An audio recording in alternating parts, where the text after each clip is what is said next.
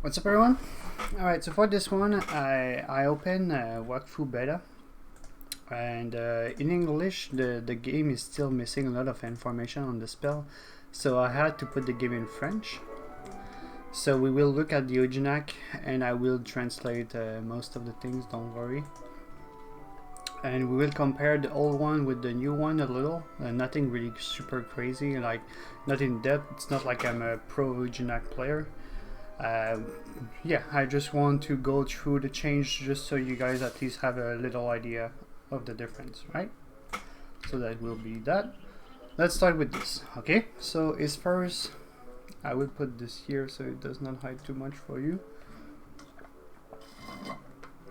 First spell, so same as before, 3 action point, 1 Wakfu point, same damage, but if you kill the enemy, you get 10% of your max HP healed, right? The second one here, same exact thing, right? 1 more damage at level 230, right? And, oh wait, no, it's not the exact same thing. It used to give the states of you cannot heal, you reduce the healing by 40%, but it does not anymore. But it's still a 3 tile AoE. Was it AoE?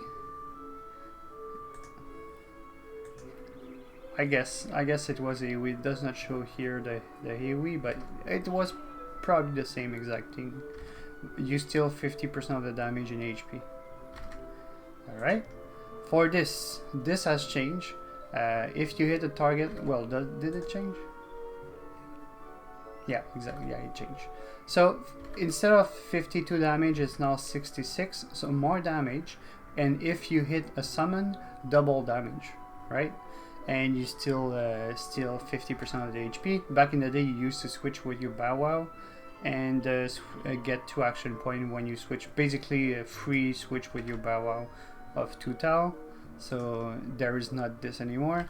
For this spell here, instead of removing armor as before, now you give the level 4 you had here for Incurable. It's now on this spell, so you reduce the healing and the armor given by 40%. Alright, so this is what it does. Maybe it's useful for a certain boss, but yeah. Okay, did the range change? No, it's pretty much the same. This one here, if you or the Bow Wow has more than 90% of their HP, I think it has to be the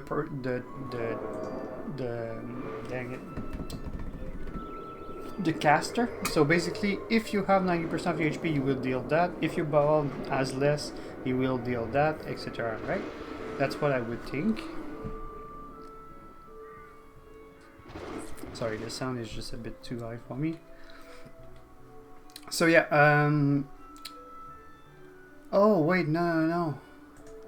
It say the caster, but here it say at its target. Oh no, that's okay. If the caster has more than 90%. Yeah, okay. There we go.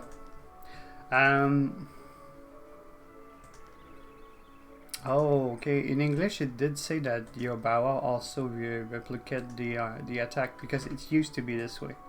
It used to be replicated by the Bow Wow, but this new spell does not do that. So yeah, it does not seem to be replicated by the Bow Wow. Maybe there is a passive that does something, I don't know. Alright, so this one, instead of penetrating the armor and do the 113, the damage has been increased, but you steal the armor up to 7% of your max HP. That's what it seems to be. Here, interesting for these two, okay? Instead of giving 1 extra damage per fury, it used to be you used to have a 40 max fury, so you could deal up to 40% more damage. Now you will hit 78, but you will give a debuff on the target that the next turn, if it has this debuff, basically you will deal twice the damage. And this is the same thing for this here, but instead of twice the damage, it's tripled. Okay, so basically you can cast this one followed by this one for 5 action point total, and next turn go full big damage on the target. Does it has a 1 turn cooldown in between after that? I don't know. Like, will will you reapply this again, or you need they will just lose, they will get no passive because they will be in this state, and then the state can only be applied the turn after. I think it might be this. It might be every 2 turns you can do that, basically, right? This one, same thing as before. Yeah, this one used to 1% for Fury, and this one used to give you armor, and 5% more for every Fury, right? So it's not the thing. This one is exactly the same AoE with still movement point, so there is no change here. For this one, for every, like the armor used to be on this one, so instead it's now on this one. So you per enemy, well, it was also this, but with less, right? And 5% extra for Fury. Now it's for every enemy you touch. Oh, it's the same thing. Okay, never mind.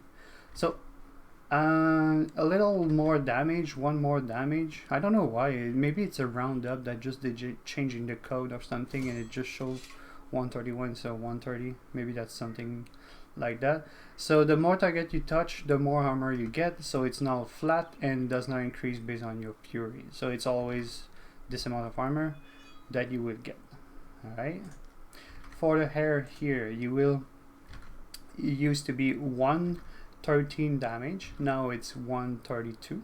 So a pretty good amount. And if you're already on the melee with the person you hit, instead of pulling them 1 tile and then do this damage, you will deal straight away 159 damage. So a really good melee attack. Probably 2 per turn. Yeah, 2 per turn. Yeah, so before that it was the same amount of damage with if you had more than 30 Fury. Okay, and it was consuming Fury, so it's not consuming Fury anymore. Alright, contusion. This now is it's pretty much the same. Yeah, it's the same with 1 more range, and you push 1 cell around the AoE you do. You target an enemy. I think you have to target the enemy, and you can do it on yourself. That's what it say here, and you push things around the target you hit, right? That's probably what it does. And you damage everything as well. Yeah, there is no more Fury consuming thing on this spell, so it's kind of a nerf. This one you teleport behind, but it has increased 1 action point instead of 3. And it does the same damage, so it's just a nerf. But look the difference though. Instead of 1 to 3 range, well, the nerf is they consider that 1 action point is enough for the range difference, right? So instead of 1 to 3, it's 3 to 5, so you can reach further. I mean, to be fair, it can be just justifiable. No, what else do you say that? But anyway, it can justify the change. It's true that now the Ouginak can just go farther, and it can be useful in a lot of ways. Like normally you could not reach the person, now you can, right? And you teleport behind, but yeah, it will be, yeah, to be fair, when someone is far, it will be easier to go behind. When you're close enough, that you should be able to go behind if you have enough dodge. You cannot switch with your bow anymore and stuff, so you cannot just use your bow to try to go through someone. Stuff like that. Maybe there is another way that it can help you. And yeah, so the next one, Bone Breaker. I think it's pretty much the same. Oh no, it used to be bleeding plus fracture. Now it's a straight damage and fracture. So fracture will be that the person. So the target, if they use action point, they will lose this amount of damage. So every time the person moves, so it does not matter how much movement point, every time they move. So if you're in PvP and you have this poison, don't walk 1 tile at a time, right? Or else, like if the enemy is being locked on place, but it can dodge, it will still do 2 movement to go out, stuff like that. Well, go next to you, and then it will have to move again to go out. That seems to be the same as before for that. And the bleeding, I don't know what it is, but it seems to be just a poison. Or it was just together, I don't know. This thing, that might be the bleeding on this one now. Because Pugnacci, no, it might be the same. Okay, it might be still Pugnacci. So yeah, more damage, 13 more damage, and I think it might be the same exact passive as the back in the day. So if the target, yeah, at the end of the turn, if the target is touching the Ouginak, next to the Ouginak, they will receive big amount of damage.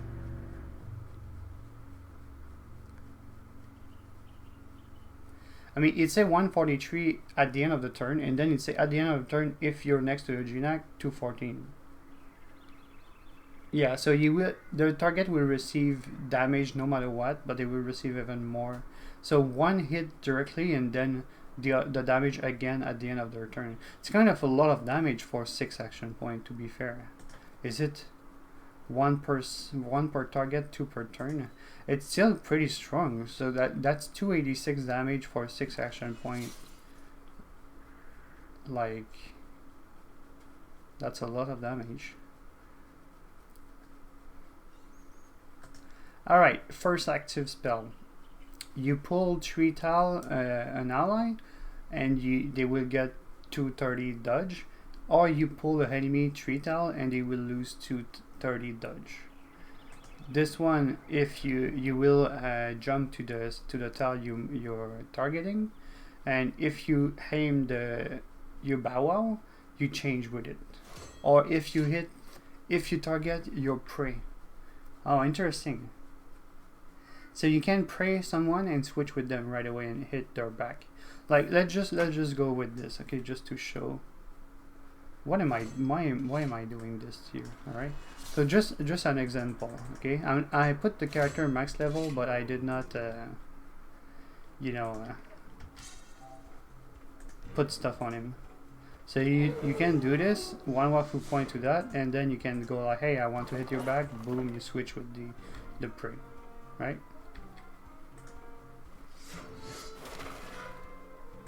Okay, so that can be a way to reach the back if you're close. If you're too far, you can still, I mean, of course, you could have done, let's remove this. Like we said, where is it? Yeah. Of course, you can use this, right? Don't need to be a prey. But, like, in that case, if you have no one around, you can walk away and then go in the back. And yeah, as you've seen though, you've seen the animation, the damage is dealt before the teleport, right? So just so to be careful about that, because your Ouginak might be melee, and yeah, that's just as a show here. It might be a melee mastery, right? Melee and AoE, or just melee and single target, depending of which spells you prefer or what you need. So just so you see, I put mastery in melee. So if I do that now, I should deal the same damage, 137. Can I do it in a melee? No, I cannot. I cannot even show it. But anyway, you see, it's the same damage as before. And now the damage I will do in melee will be a lot more. Right? So melee is all 2 tile around. 383. If I just to show again, if I just reset, okay, I will deal almost no damage, well, less damage. 148. Okay, we're just to show that this spell will not deal melee damage, even though you teleport behind. Okay. Pose. Put a glyph on the floor. At the beginning of the turn, you will remove 3 movement points. Okay, at the beginning of the turn of the target, they will lose 3 movement points and get hit by light damage. Light damage will basically take the element of the enemy that has the less resistance. If all the resistance are equal, it will be one of the element, or maybe your strongest damage element. Oh yeah, light might, no, it's not the resistance of the enemy, it's you higher stats, right? You higher elemental mastery. The glyph will stay 2 turns. Pretty interesting though. That's a little Fika-like way of doing things. But a little glyph. So you put the glyph, and then he will lose, well, he only lost 1, but and for 2 turns, and this one he lost 2. Fire, because I have no element, yeah, so he took fire, but yeah, in that case, okay, interesting. To remove movement point. 1% of the max HP of the caster will be given in armor for every rage you have, for every point in rage. So if you have 5 rage, it's 5% of. Oh yeah, okay. And you consume all the rage. So you consume your rage. Each rage you have will be, so if you have 40 rage, I don't know the maximum. I think it might be 40. It's over 20 has to be done though. You need more than 20 rage to cast it, and it has to be 3 turn. Okay, you can cast it on an ally as well, on yourself or an ally. Yeah, okay, more than 20 rage, and then you consume it. Trace. So at the beginning of the turn, the person that has this state on it will be teleported in front of the prey.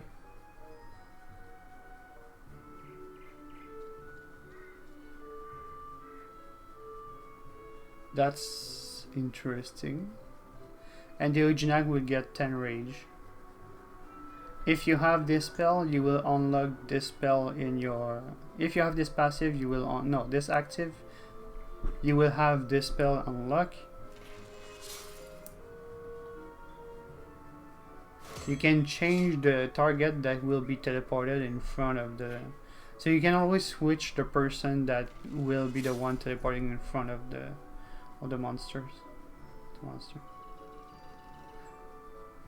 If you do it on your Bow Wow, your Bow Wow will be the one that will jump right away. It will be teleported right away in front of the enemy.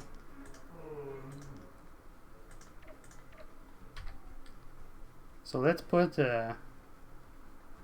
he up, for example, right? So if I put prey first, and then I go like, hey, you will be teleporting in front of the guy on your next turn. On his next turn? Wait, what? The Ouginak is the one going to the... Oh, target and launcher, okay.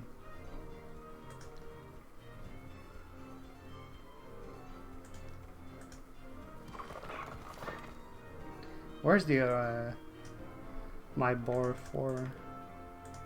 I do have it.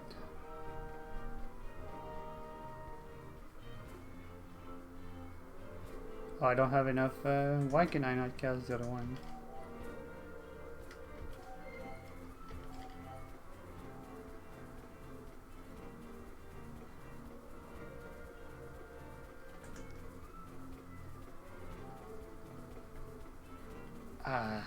I'm kind of confused.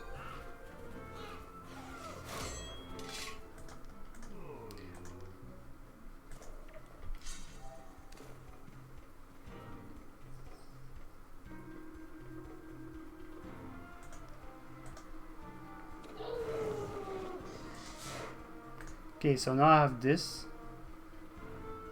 and I can decide, I can switch. So now I will jump to the Yub on my next turn. No, the Yub did jump on this guy. Okay, alright, that's a 2. Okay. Alright, I'm starting to get it now. You can switch the person being teleported. If you don't, you will be the one teleported. So, yeah. Does not have to be a prey then. Yeah, it doesn't have to be a prey. Dang, 0 to... That's a long range as well.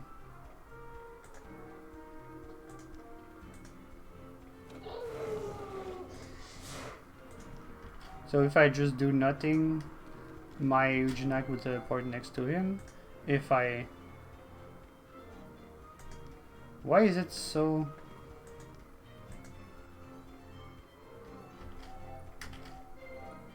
It's a 3 turn to recharge, but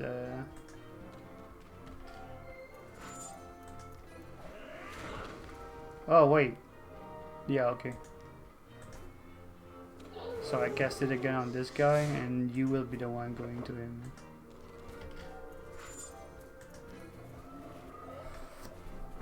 That's kind of cool though. 0 to 12 range, you see the Yup has his turn right after, for example. I could go like, hey, Yup, go next to this guy in front of him, and or a Stram. The Stram can then go in his back with his thing and everything, you know. That's interesting. That's interesting. That's some placement thing you can do.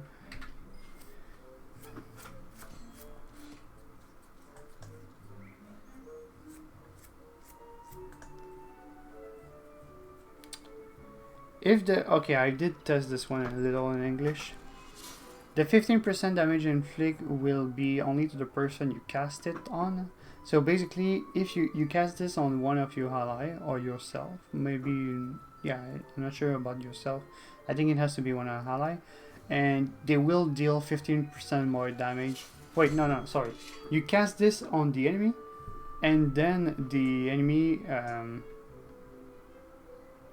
No, you don't. You don't cast it on the enemy. You cast it on your ally. Right? Yeah, you cast it on your ally. Then he will receive 15% more damage. And the first time he will hit your prey. Now it's not a prey, so nothing will happen, right? Yeah, okay. So you can cast it on as much ally as you want. Yeah, okay, I understand now why I was like, you have to hit the prey and everything. So nothing happened right now because I did not have a prey. So if you prey this guy, for example, now, how much turn is this thing? I think it's, I have to cast it again. Alright, now it will deal 15% more damage to the prey.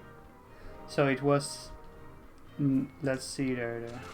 And I will get 5 rage the first hit, right? So no crit, you see 6.9k instead of 6.1.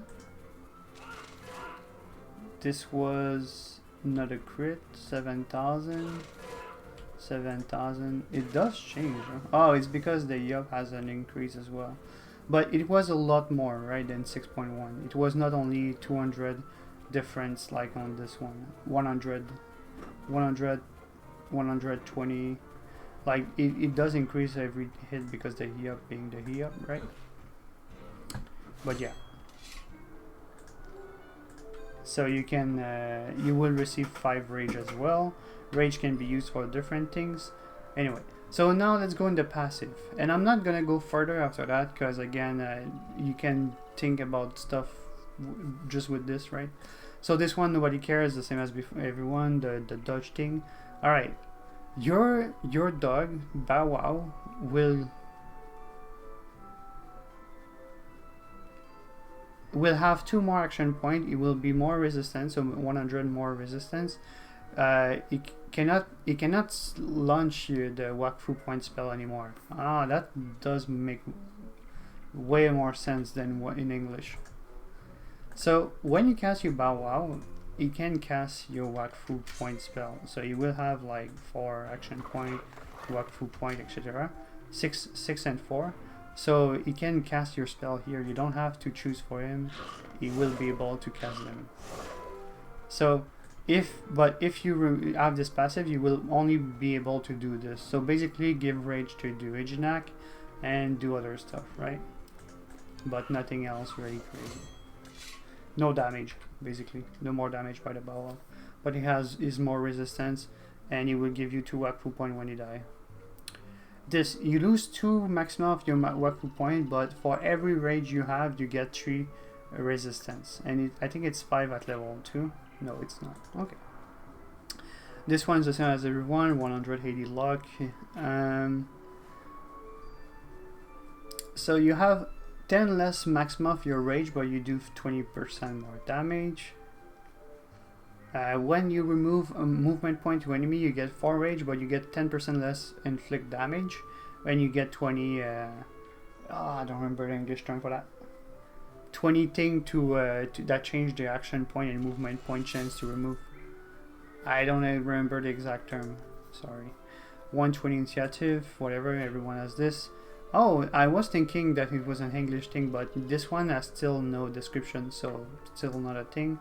10%, minus 10% indirect damage, but every time you inflict indirect damage, you receive rage.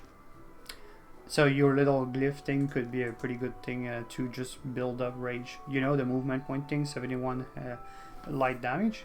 So I think that would be a good thing. So if you don't care about indirect damage, you could still remove movement point this way. It will be 2 turns for the glyph as well, and you will build your rage this way. And rage can be really useful in general. I think it also increases your damage the more rage you have, something like that. This is the same for everyone. This one 3 Wakfu point max, but you deal less 20% less damage when you transform into your werewolf states. So when you out of you don't have to be out of Wakfu point, but you need to consume. Oh wait, yeah, you will get fury. So let's say I do that, right? Boom boom. You have to get rage first. Okay. Oh yeah. So how do I get rage with regular spell? I don't think there is anything, but you will need a passive for that. Or maybe if you do this, if I hit my prey. Now I know that the prey thing is if you stay inside of 6 tiles away from him, you will be tracking the person and you will receive track here levels, which increase up to 60% of the damage inflict on your prey. So here I can use this to give 5 rage to the Ouginak. I guess I don't know if there is any other way. Yeah, you can also do this, and if you step on it, oh no, it's just giving 2 movement point and more damage. Okay. So now I have 20 rage now. So I'm not sure what happened, if it's more than... Oh yeah, the track give 15 rage every turn. Let's just do a test. So did I get 20 again? No. Only the first turn of the track? Or do I have to track it again?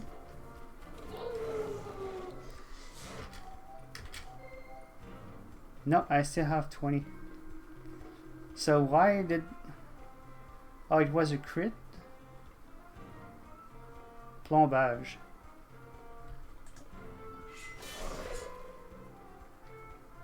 I didn't get 20 rage this time. That's weird. Okay, if I cast Prey again, I don't have a Wakfu point anymore. So anyway, let's consume this. So when you enter this, for every action point you cast, you will lose a Fury or the same amount, right? So this spell was 5 action point. Let's keep going. So let's go with this. Whatever. 9. And you need basically to use all of your Fury. And also you give more damage. And when you transform back, you get back all your Wakfu point. If I do this, nothing happened, right? No Fury. Just as a test. So it seems that I need to do Prey first, and the first hit I do in a Prey mode, I will receive 15. Still not. Oh, I did receive it the turn after. So if you hit your prey once in your turn, you would get... I'm doing a slow one. If I then pass, I did not. I did get track increase, but I did get 5 rage. From what? Oh, okay, the maximum rage. So my rage. Why is my rage max 20? It's a max rage reach? Is it? Maximum rage. Why is my rage 20 max?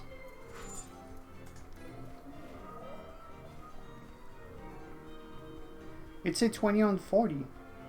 Okay, so maximum is 20. So it might be if you do pray every turn and you hit the pray, you then receive 15 rage. And there is other way to get it, but yeah. So let's just see. Does it say anything? It does not say anything. If I just hit regular, nothing happened. Right? If I do the pray and I don't hit, nothing happened. Right? If I do pray and I hit once and then I just pass, when I will pass I will receive 15 fury, a rage. So the moment you pass, boom, I receive my 15. So I can do pray again and then hit the guy again and I will be full this time. Boom, I reach 20. Okay, so you get 15 rage anytime, and once you get more than 1 rage you can transform, etc. Right? Okay. Oh, sure. I had this equip. But why is... Okay. It does show you have a passive that remove 10, but you must have a passive that also give maximum 10. Right? So if I equip the maximum 10 rage passive, I should be able to reach 40. There we go.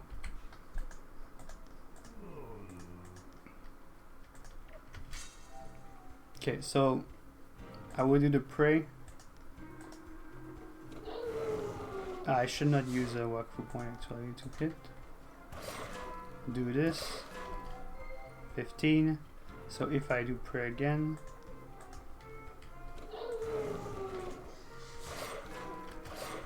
$30. If I don't do pray, nothing happens. Oh, it does. Once it's your prey, you don't have to cast it every time. It's just that my rage was max. Okay. So hitting your prey once per turn will give you 15 rage. Now, I don't see anything about the rage passive. Tracker will be up to next turn will be 60. No, nothing happened. I lost my passive.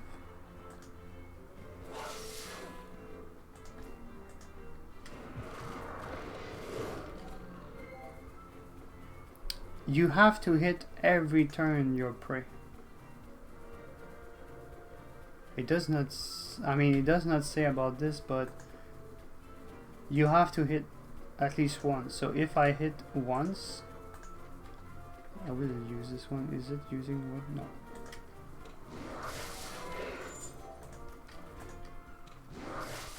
So 45, 60, but the turn that you don't hit your prey, you won't have 60% more damage inflict. Also keep in mind that the 60% is global, so you can hit anything, right? So if I skip one turn of doing damage, it will go back to 0. Boom.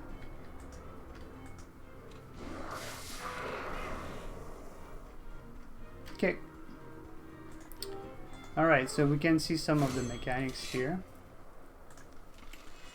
I think that rage does increase some spell, but I did not see anything. Let's see what is scaling with rage again, okay?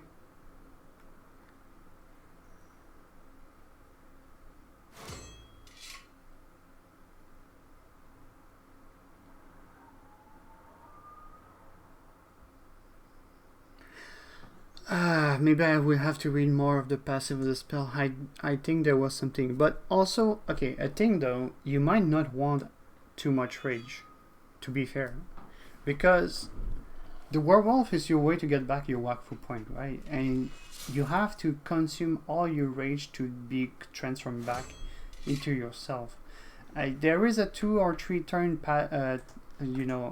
cooldown when you cast the werewolf, so you might want as enough fury to do these turns. So let's just do a test, for example. Right, I will just give me 5 rage. And now I will transform into this guy. It's 3 turn. So in 3 turn, now I can, so consider that if you transform at the beginning of your turn, that will also count. So there you go, boom boom. Now we'll be back, full Wakfu point.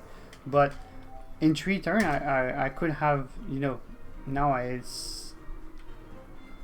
could have used all my 3 turns. So if you have 6 action point, 18 rage will be the maximum you want, right? If you have, maybe the Wakfu point cost go in, I'm not sure, but I don't think so. It did not seems to, oh no, it did actually. 1 Wakfu point count as 1 rage cost as well. Because, let me just put back 5 rage. Oh, there's a 2 turn cooldown anyway. Okay, so I have 5 rage. Using this is 3 action point plus 1 Wakfu point, and it will go to 1. So yeah, Wakfu point also count as a 1 diminisher to the rage. Can we see? Yeah, minus 1 rage for Wakfu point, movement point, and action point. The rage does not increase 50%.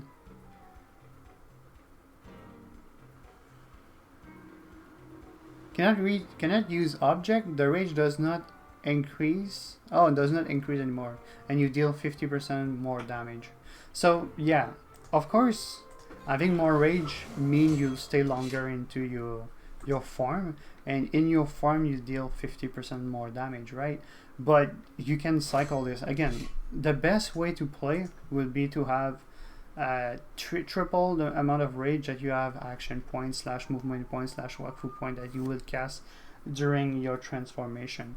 But also, I mean, you still have to, after you're not transform, or if you're transformed, you still have to pray the person and hit it to get 15 rage, or have your bow wow every 2 turn, 3 turn in a way, getting you 5 rage. It's 2 turn cooldown, which means every 3 turn, right? Kind of, no, maybe I'm wrong about this, but anyway. 13, okay. Alright, let's keep going. Did I, okay, yeah, so this was the last one. I think I did say, no? Maybe, I'm not sure. You have 1 less movement point total, so every turn you will have 1 less movement point, but if you hand your turn next to your prey, you will get 30% more melee damage on the next turn. This one plus 10 rage, but minus 10 Wakfu point, minus 2 Wakfu point of your max. 15% the indirect damage inflicted, but you have 2 less range. This is regular to everyone. 20% more damage inflict from behind, but you have 50 less resistance. 1 movement point, but a prey cannot be cast more than 2 tile now, 2 range. So 1 or 2. Or maybe it's directly 2, I'm not sure. But it's probably 1 and 2, so rock is to everyone.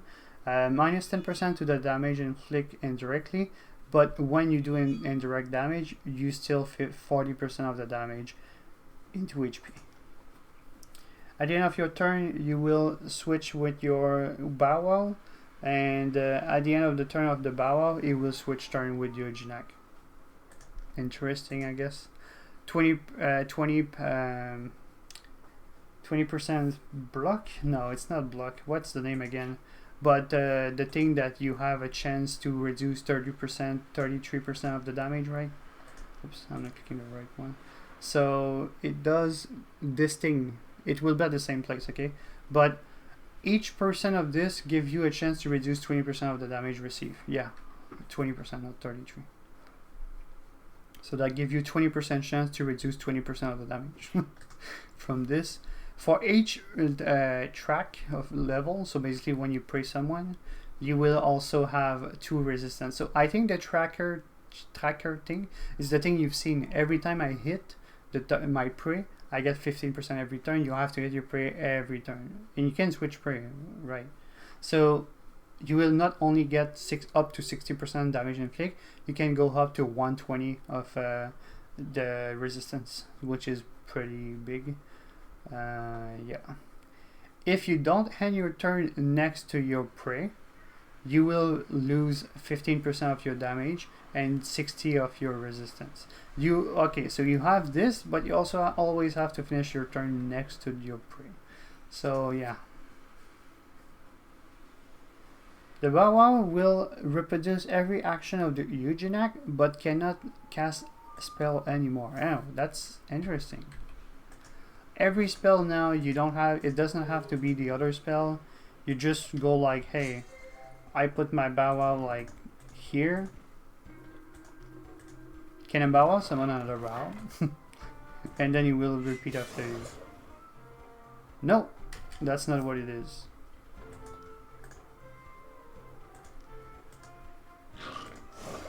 What? What does that mean? Oh, it's just not a passive that has been changed yet. It's used to be the old one, maybe. Is it?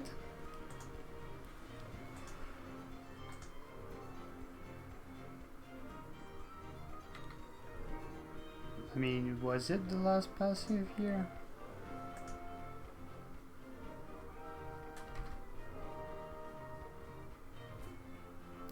Reproduce every action of the Ouginak, but cannot cast spell anymore.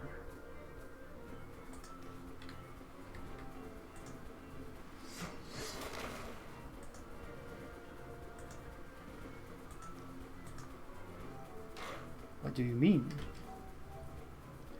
It might be bug.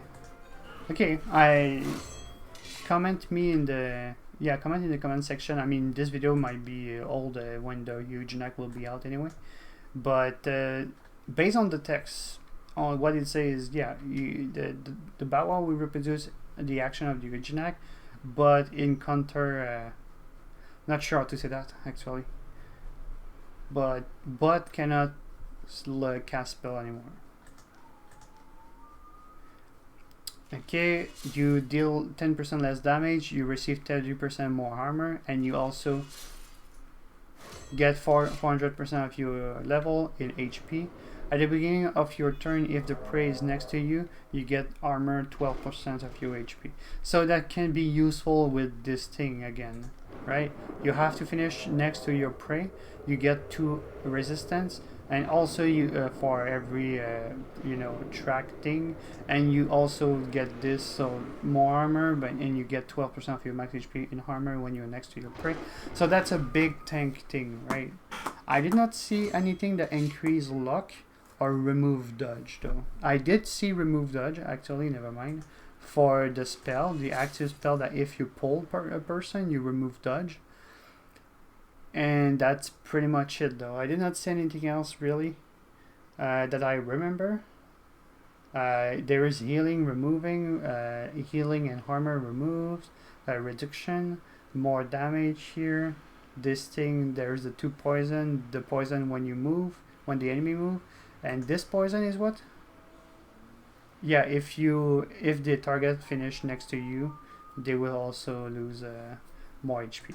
So I don't see anything really crazy about being a tank, but it can be a really good tank in terms of like himself not dying, still as before. So PvP wise, it will be stronger than before. That seems to be. Maybe I'm wrong, but that's what I see from this. More armor in general, and it can just, yeah, if you go full resistance, because PvP is that in Wakfu, so you go like 85% reduction of damage, some parade, again I'm not sure the English term, it might be the exact same word, and you go as much as you can in this, and then you just finish your turn next to your prey, which you will only have 1 prey. So your resistance will also go up by 120, but 120 in parentheses, which will be transformed in a percentage. The percentage, basically every elemental resistance you get will increase. There is a formula for that. Okay, it's not like I can tell you this does. It's exponential of the value on 100 or something like that. There is like a little formula for that, but basically the value can never reach 100%, and also it's kind of exponential, so you will get more percentage the less you have. So if you have 0, you have 0.